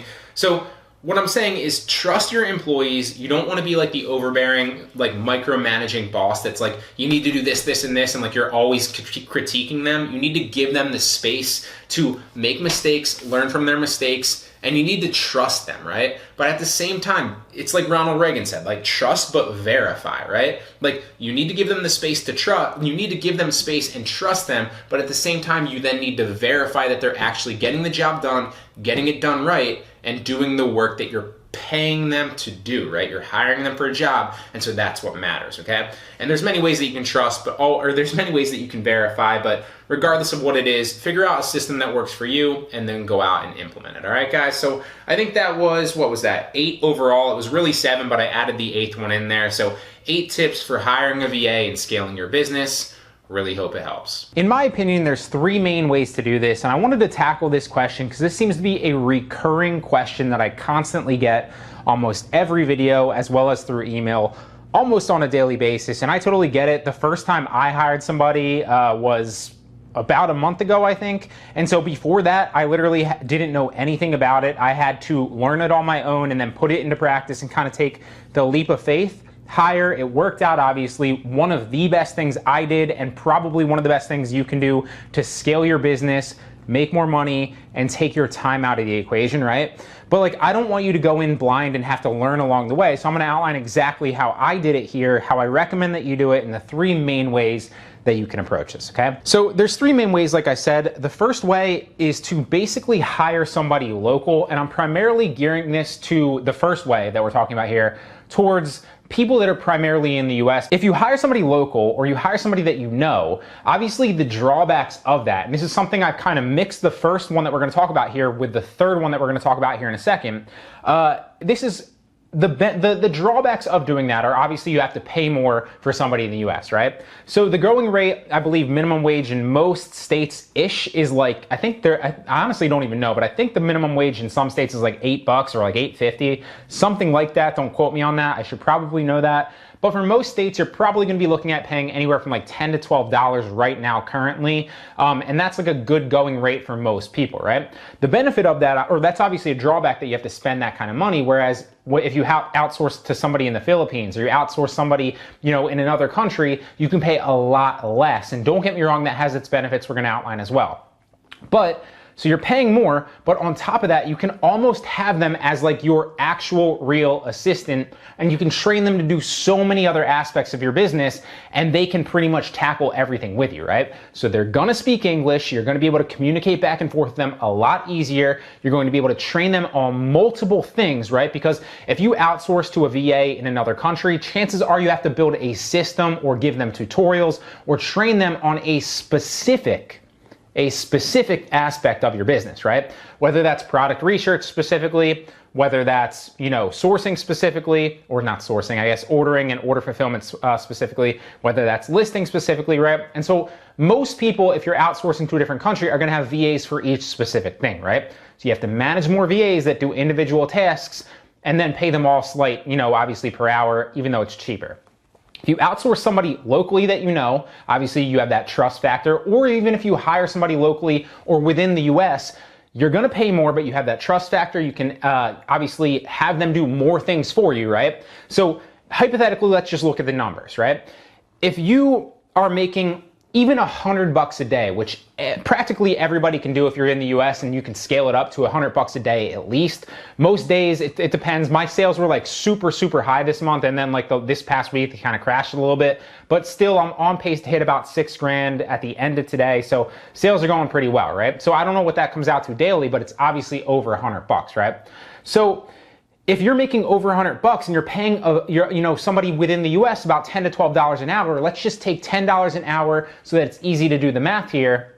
And you're paying them for even 8 hours of a day, right? That's $80 that you're paying, right? So if you're making more than $100, that you're still profitable and you're not doing anything, because you can train that person to literally do every aspect of your business, right? And then as they scale your business for you, you just net more profit, right? Now, in the beginning, if you don't need them to work 8 hours a day for you, maybe you only need them to work 2 hours or 4 hours or 5 hours, right? Well, then you're only paying them $20 a day, $40 a day, $50 a day, $80 a day, whatever it is. And again, they're scaling your business, doing all the grunt work while you're doing whatever else it is that you're doing, enjoying your life, going to the beach, right? Taking little Johnny to soccer practice, or even working on another aspect of your business. Maybe you're doing drop shipping or scaling an e-commerce side of your business with something else entirely, right? And so they're going to do all the grunt work, and it's still a really desirable job for them, because they can work anywhere, right? They can work from the comfort of their own home. They can work on their couch doing pretty much whatever they want, and they can work from their computer, right? So it's a very desirable job to have. If you compare something like working at like McDonald's, or like working at like somewhere like Target for somebody, well, they're getting like 10 to 12 bucks an hour if they're a high school student who already has like the computer skills to do a job like this, right? And they would prefer to do the job that you're asking them from the comfort of their own home on their couch with their own computer, rather than like going into Target and dealing with customers and having to stock shelves, or going into McDonald's and dealing with customers and taking orders or flipping burgers or whatever it is, right? So you're offering a very desirable job, you're paying them a good hourly wage, and they're scaling your business for you. And then obviously, as you build more trust with that person, they can take over more aspects of your business, right? So I'm not just talking about outsourcing and having them listing for you, right? Or outsourcing to them and hiring them for just, order fulfillment. They can do your listing. They can do your order fulfillment. They can do your renewals, which as you scale, trust me, I have probably over 10,000 listings now, and renewals every single day suck to do by yourself, okay? So they can do all that for you, right? They can also do product research. They can work on other aspects of your business. They can do customer service and constantly answer your messages, so you can be doing and scaling your business and going about your life, right? So this, in my opinion, is the best way to do it. I'm gonna talk about the other two here that are more remote and scaling outside, obviously, and hiring VAs outside of the country, right? But I think that is something that a lot of people don't talk about, and something that a lot of you should actually consider, and it's definitely something I've considered, and I've actually mixed this first one with the third one we're gonna talk about here in a second, okay? So I'm sure I missed some positives there, I'm sure I missed some negatives, but start to think about actually starting a legitimate business and hiring somebody within the US that you can build trust with, and they can work on, as like an assistant that's actually running the entirety of your dropshipping business, right? Not just outsourcing specific tasks overseas, okay? That's the first method. I highly recommend thinking about that. But again, don't just jump in blindly. If you're making like $50 a day profit, probably something you shouldn't do right now is hire, right? You should work on scaling it yourself. We're really talking about like making $100 a day or more. That's when that type of stuff comes into play, and you should start thinking about doing this and scaling a legitimate business, okay? Because then as you move into like other parts of dropshipping or other parts of e-commerce, that person can learn, grow with you, and help you scale your business as well, okay? The second way is to hire somebody overseas with a VPN, right, or proxy, so that they can use the VPN service to sign in with all your accounts, and it makes it look like they're in the US, okay? This is probably the one that most people talk about here, but I'm just gonna X this out of the way. I don't know why I'm like holding it up like X, like Des Bryant almost. Hate the Cowboys. But I'm just gonna X this out right away because personally, I don't like it. I don't trust a proxy. Facebook, I know from running ads, Facebook is like God somehow, right? They know almost everything. And so I don't trust any proxies. I don't trust any VPNs. I think eventually you're gonna get caught, and I think it's gonna look a little bit shady if Facebook sees you pinging like a VPN from Texas or pinging a VPN from California, and you're signing into an IP address there, and then like 2 hours later you're signing in from like New York or something like that, right? This is just my personal opinion. I know there's a lot of other people out there that use VPNs, hire people from the Philippines or hire people from India or wherever, and it works well for them. I personally don't trust it, so I don't want to recommend it, but I wanted to touch on it here, okay? So that's number two. The first one is hire somebody locally in the US, actually scale a real legitimate business, pay them like 10 to 12 bucks an hour, and they can take over everything for you as you train them slowly, right? The second one is use a VPN, outsource it, and we're gonna talk about how to specifically outsource here at the end of the video here in a second. So hire somebody, have them use a VPN and sign into your accounts. The third one is the one that I've mixed with number one, and that is to basically hire somebody from overseas, relatively cheap, right? And then you can have them sign into a software which mirrors your computer, right?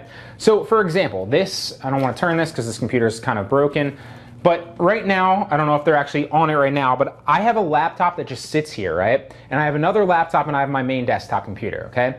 And so this laptop specifically is just for my Facebook Marketplace VA. And what they do is this has a software on it, and there's many softwares out there that you can basically download. TeamViewer is one of them that's super popular, and I believe there's a free way to get TeamViewer for free, so that's TeamViewer, right? One word, teamviewer.com.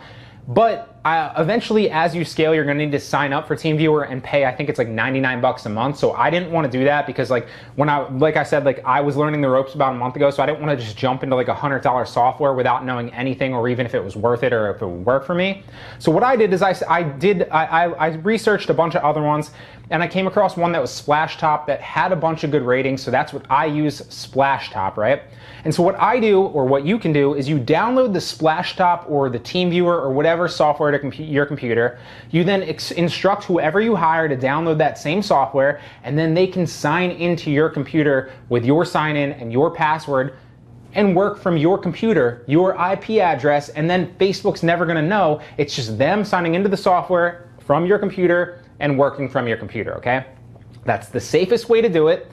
Splashtop, I believe, is only like 9 to 19 bucks a month, depending on what plan you use. I think there's like a more expensive plan, but you only need like the first or the second one. You don't need the expensive plan, depending on how many VAs you have and how many people are actually signing into your computer at once, or whatever it is, your Splashtop thing. So that's what I recommend, right? We talked about one, we talked about two, and this is obviously three. I recommend thinking about one. I recommend thinking about number three. I wouldn't recommend using a VPN. Again, that's just my opinion. Splashtop works very, very well. It's what I currently use. You can actually see the person on my computer right now moving around. I don't know if you can see that because I don't want to tilt my screen because the screen's broken a little bit, but they actually are on there right now. There you see them scrolling. So that's a great software, highly recommend it. It's super, super cheap. Now the ways that you can go about outsourcing are, obviously you have your main things like Fiverr and Upwork, right? So like you go to those websites, and they're freelance websites. Those are really, really easy to get started with. And then obviously as you find different people and you test them out, you can move them directly to you and pay them directly. It's great using Fiverr and Upwork because they act as the middleman, and a lot of these times you're hiring somebody from overseas that you don't necessarily have that built-in trust with yet. So you can use a website like Fiverr and Upwork to test those things out and then they'll be the middleman with your money so that you don't have to pay that person unless they fulfill their actual task and job. And then you can use those websites to vet people and then hire them and pay them directly and bring them off of the websites so that they're making more, you're not paying as much of a high percentage because the website takes their cut, and then you can use it as like a good starting point to find VAs for you, okay? Another great website that you can use is onlinejobs.ph, which is specifically Philippines. I know a lot of people recommend that. I've used it before. Didn't use it to find mine, but it is a good one that you can use. There's a lot of good VAs on there with e-commerce experience. And another really slept on one is just join virtual assistant Facebook groups. So virtual assistant Facebook groups, there's a ton of them out there with a lot of people looking to become virtual assistants that you can go ahead and interview a bunch of people or test a bunch of people and see who's the best for it. Or you can even go to a specific group for that, right? So like if you're doing Facebook dropshipping, well then go to a Facebook Marketplace dropshipping group, find a VA in there, right? So those are 5 different ways that you can go ahead and actually outsource and hire somebody. So there's Fiverr, there's Upwork, there's onlinejobs.ph, there's Facebook groups for virtual assistants, and then there's Facebook groups for your specific, e-commerce business that you're doing, okay? What I would recommend that you do, regardless of which one that you actually choose, whether it's 1, 2, or 3, and the medium that you actually decide to hire with, whatever website it is or whatever Facebook group, don't just pick one person and hire them.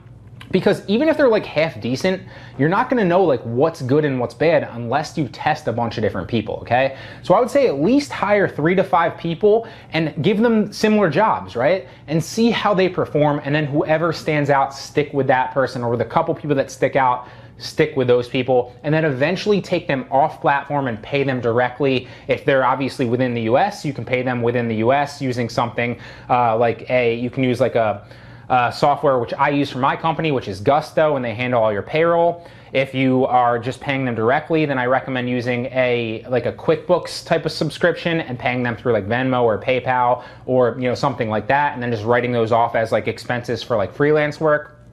Or what you can do is if it's overseas, you can just pay them directly through Western Union. And believe me, this is probably the hardest part about hiring someone from overseas, is like finding a payment processor like that you trust, that you can pay them in US currency or whatever currency you're in, and that it then collects it, transfers it to their currency, and then pays them out through that currency. And the exchange rate is pretty much handled for you, and you don't really need to worry about any of that stuff. In this video, I'm gonna cover really briefly how to make sure that your VAs and the people that you hire are actually productive in doing the jobs that you're hiring them for, right? There's really 2 ways to do that. I'm gonna touch on them here in this video, but this is kind of a cautionary tale, because one of the best things, and I talked about this in previous videos, that I've done to scale my actual dropshipping business is to hire other people, obviously, and leverage their time, right? Now, there's 2 ways to basically approach it. The first is to pay someone based on productivity. And for example, one of the ways that I pay one of my VAs is based on listings, right? So I pay them for how many listings they actually get up within the parameters that I set, right? That's really easy because it's easy to kind of track that KPI and be like, okay, they did this amount of listings, I pay them X per listing, and I can track all that back-end data, right? Like I can track like, okay, they did 50 today or they did 100, so I owe them X. And for every time I pay them, to do X, I do Y on that day, so it's pretty profitable, right? Now, obviously, what they're listing that day might not sell right then, and you might get sales from like past days that they maybe didn't list, but it's just an easy way to track. It's an easy way to make sure that they're doing the job you're paying them to do, and it keeps it really simple, right? But what if you're doing like most people recommend, and you're actually doing, paying someone for their time, right? Whether it's $3 an hour, $5 an hour, $15 an hour, from someone in the US or whatever it is. How do you track that person if they're doing it remotely and they're not actually like working in an office or with you directly? How do you make sure that they're actually doing the things that you're paying them to do, right?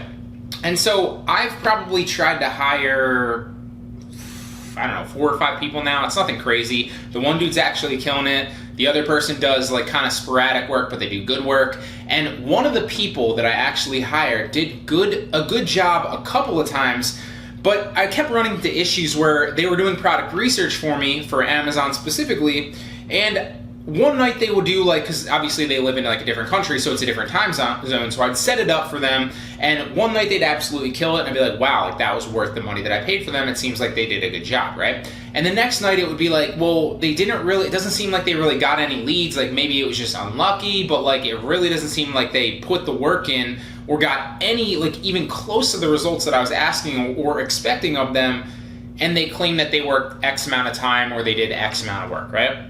And so I had to kind of figure out like, okay, if I'm paying this person per hour and I'm not sitting there watching them, because obviously that defeats the purpose of hiring for someone else's time, and I'm not sitting there and watching them to make sure that they're doing the work that they say that they're doing, and I need to just trust that they are, how can I verify that? And so what I did is I went out and I found a software. It's called Interguard. It's Interguard software. You can install it on your computer. It's very, very easy. I forget how much it costs a month.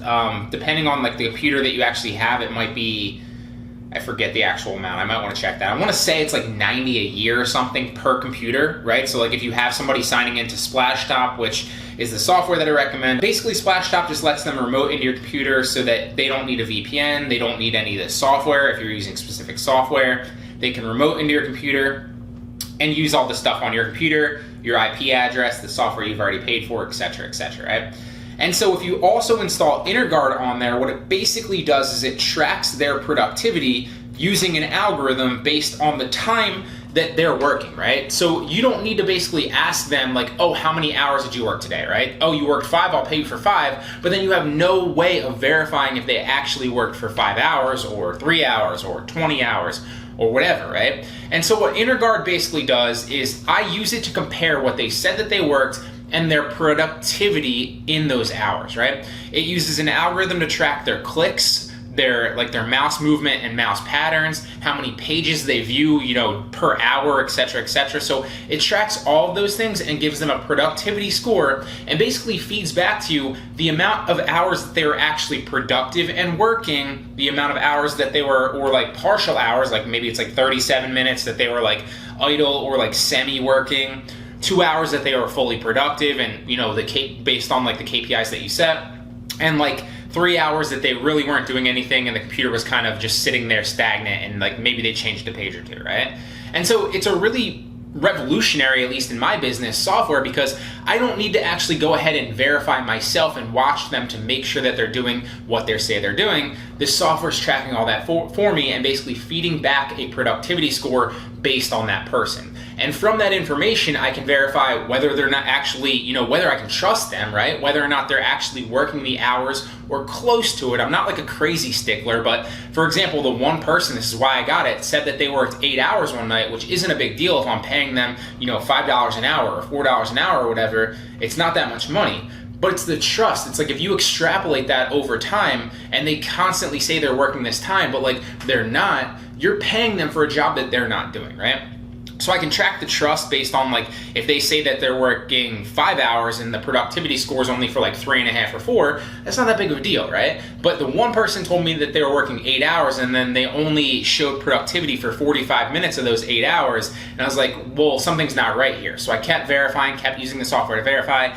And sure enough, they clearly weren't working what they said they were doing. And the results that they were obviously producing weren't good either, right? So it's easy to verify, the trust, obviously, if they're working the hours that they say that they're working. It's easy to show, like, based on a bunch of different people, if you hire a bunch of different people, who's the best, who's the most productive, who's obviously giving you the results that you're looking for would be the most important. But it's just kind of like a stopgap and a good way to verify your employees are actually doing what they say that they're doing and they're actually productive during the hours that you're working or you're paying them to work, right? So again, it's called Interguard software. You can go ahead and download. I think it's a free trial for like 2 weeks or like 7 to 10 days or something like that.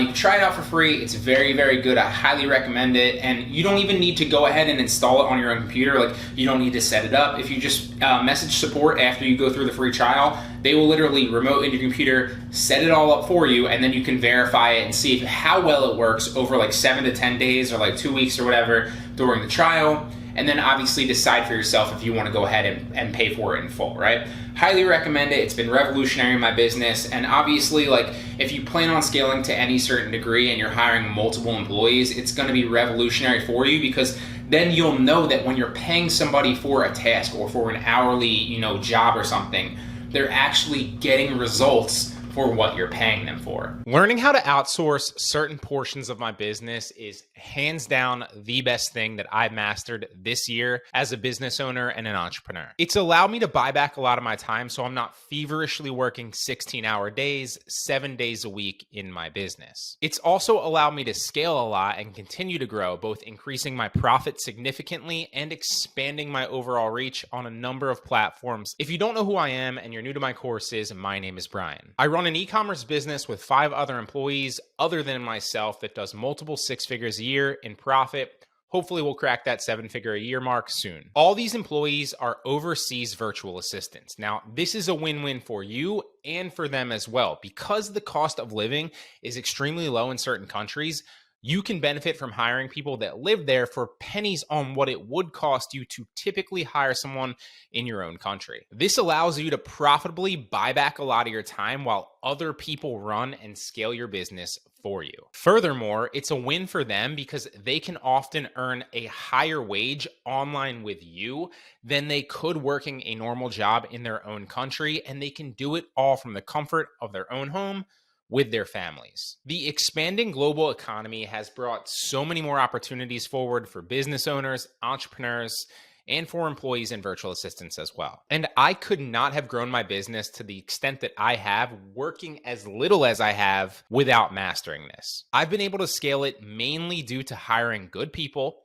training them well, and buying back my time so I can focus on big picture things and new frontiers to grow my business. And those are exactly the types of things that you'll be learning in this course. You'll be learning important things like knowing when the right time to hire actually is, why to outsource and why it'll help scale your business, where to actually find the cheapest and the best virtual assistants to hire, how to profitably hire and outsource almost any task within your business, many key tenets to understand when it comes to hiring the right people for the job, how to pay your virtual assistants, how to communicate with them, how to train them, how to track their productivity, and a number of other important things that will help you scale your business with less time invested on your part. So with that being said, let's hop into the course. The first thing I realized pretty quickly on was that to get to 6 figures in profit and beyond that, you need to outsource. Now, that's not saying that it's 100% necessary. Getting to 6 figures is simply about 2 things: picking the right business vehicle, and secondly, hard work. The boat you choose is far more important than how hard you row. You do need to still row hard though, of course. But working 14-hour days, day after day, just for the sake of hustling and grinding, because that's like the entrepreneurial culture that we live in, will only eventually lead to burnout. So if you're making some money, now might be a good time to start thinking about potentially bringing someone on to help you with the business. It's going to allow your business to maintain the same productivity pretty much overall, while freeing up your time so that you can focus on big picture ideas and new frontiers to expand on. Because we always hear the saying, work on your business, not in it. So hiring someone is a direct solution for that. Then obviously you need to put your newfound time to good use. If you're just hiring somebody so that you can sit around all day watching Netflix, chances are it's going to end up being the wrong choice. Now, hiring and training people also takes a lot of time and a lot of money, but it's also really worth it. You should be spending a lot of upfront time vetting new potential hires, because a good hire can exponentially increase your business's output because you're both working toward the same goal. A bad hire, on the other hand, can completely tank it, tank the culture, and waste a lot of your time. So the key lesson here is test and interview a lot of people ahead of time before you bring somebody on, okay? Increase your vetting process. Don't just bring on the first person that you interview. Now, the next thing that I learned is being a leader, not a boss. There's a major difference between them. A boss is somebody who basically barks orders at their employees and expects everybody else to do the work. They're rarely liked and they're rarely respected. Now, a leader, on the other hand, is somebody who shows through action and also demonstrates that they're also willing to roll their sleeves up and get to work as well. A crucial tip that I picked up along the way while training my first employee was to build systems and then hire people to implement said systems. So if you simply hire somebody for a job alone, you're kind of at their mercy, right? And you're shit out of luck if they decide to quit. Then you're right back where you started, hiring and training somebody new with a lot of wasted money and a lot of wasted time. Instead, you want to build a system that you can teach them to implement, okay? Because it'll be extremely easy for them to understand and then master it because it's step by step most of the time. But it also protects you because it's much easier to go out then and hire somebody to implement that same system and just replicate the results. So here's an example of a system that I set up so one of my VAs could take products from my suppliers and put them into my Amazon catalog. Now, you can see just how detailed it is. Not only did they do product research, but they also added those products to Amazon, repriced them, and set up even stock monitoring software, all without any help from me. Now, sure, they were slow at implementing it in the beginning, but they got exponentially better at it as they did more and more. Now it's second nature to them. You also don't just want to hire and look for the cheapest people. Don't build a business around mediocre talent unless you want your business to be mediocre. You want to pay your people more than other people are willing to. They'll be much more willing to work for you consistently. They'll work a lot harder and you'll be their best option. Because the reality is, if you pay them what everybody else is paying them, they're not going to care more about your business than somebody else's potentially. And ultimately, they could leave you at any point if a better opportunity comes along, which again is going to waste a lot of your time and a lot of your money. Another little caveat too is that you have to be at a point where you can bring somebody on and offer them work consistently. If you can't offer them consistent work, you won't be a priority to them, or they'll constantly, at the very least, be looking for other opportunities to fill that void. So if you're not ready to bring somebody on full-time or close to full-time, don't do it yet. On top of all that, you also want to go after people who are hardworking, that's a no-brainer, but also people who solve their own problems. If you're paying somebody to do a task, the last type of person that you want is somebody that stops at every potential speed bump along the way and asks for your permission or what they should do next. Now, it's totally understandable not wanting to make a mistake, but ultimately, if you hire good people, train them well, and give them the freedom to operate with trust, they'll get the job done correctly most of the time. And if they do make a slight mistake, you can correct it later,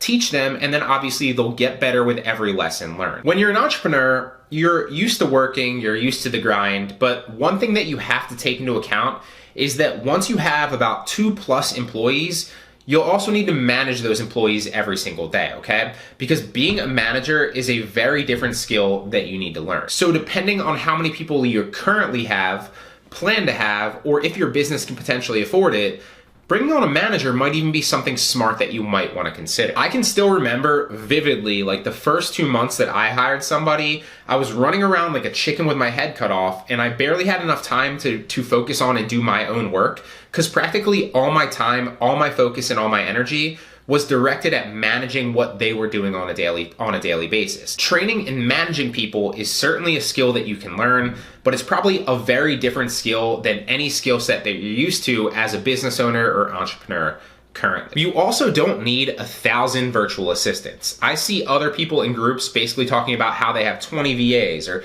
30 VAs, like it's some kind of badge of honor, but that just sounds like a complete managerial headache to me. You don't need a lot of VAs. You need a few great ones. Now, ultimately, my business would not be anywhere close to where it is today if I didn't have the faith to bring on other people and to outsource and build a good team. I'd still be spinning my wheels, barely cracking 6 figures. So if you're on the fence about whether or not hiring somebody and bringing them on is a good idea for you, there's 2 main questions that you need to answer. First and foremost, can your business afford to cash flow them full time? And secondly, will you be able to utilize the newfound time if you do hire them? Is there new frontiers, right? Is your business scalable? Is there space to expand? Because building a good team was the sole greatest decision that I made in 2021.